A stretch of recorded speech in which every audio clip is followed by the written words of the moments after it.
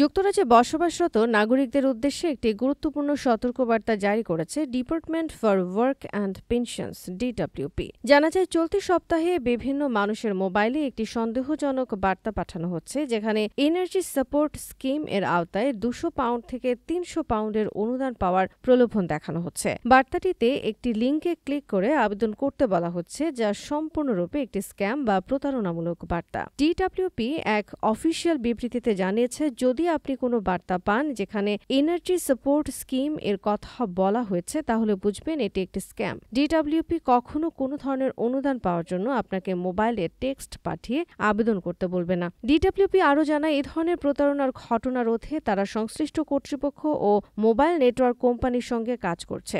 Scam মেসেজগুলো 605999 নম্বরে forward করলে সেগুলোর উপর বিশ্লেষণ চালিয়ে সংশ্লিষ্ট ওয়েবসাইট বন্ধ করে দেওয়া হয় এবং অপরাধীদের বিরুদ্ধে ব্যবস্থা নেওয়া হয়। এই স্ক্যামের বিষয়ে স্থানীয় ব্রিক্সওর্থ প্যারিশ কাউন্সিল জানিয়েছে, তাদের একজন নেইবারহুড ওয়াচ সদস্য এমন একটি বার্তা পেয়েছেন। এই মেসেজে লেখা ছিল, আপনি একটি 200 থেকে 300 পাউন্ড এনার্জি সাপোর্ট গ্র্যান্টের জন্য নির্বাচিত হয়েছেন। অনুগ্রহ করে এই লিঙ্কে ক্লিক করে আবেদন করুন। বার্তাটি এমন একটি নম্বর থেকে এসেছে যা ডিডব্লিউপি এর অফিসিয়াল নম্বর নয়। কর্তৃপক্ষ সবাইকে সতর্ক করে বলেছে, এই ধরনের বার্তা পাওয়া মাত্রই তা মুছে ফেলতে এবং কোনোভাবেই লিঙ্কে ক্লিক না করতে। ডিডব্লিউপি এর পক্ষ থেকে পরামর্শ দেওয়া হয়েছে, যদি কেউ এই ধরনের মেসেজ পায় তাহলে তা 7726 নম্বরে রিপোর্ট করা যেতে পারে, যা একটি ফ্রি টেক্সট সার্ভিস। এছাড়া আপনি সরকারি ওয়েবসাইটেও স্ক্যাম বার্তা ও সন্দেহজনক ওয়েবসাইট সম্পর্কে রিপোর্ট করতে পারেন। এই বিষয়ে সামাজিক যোগাযোগ মাধ্যমেও মানুষের প্রতিক্রিয়া দেখা গেছে।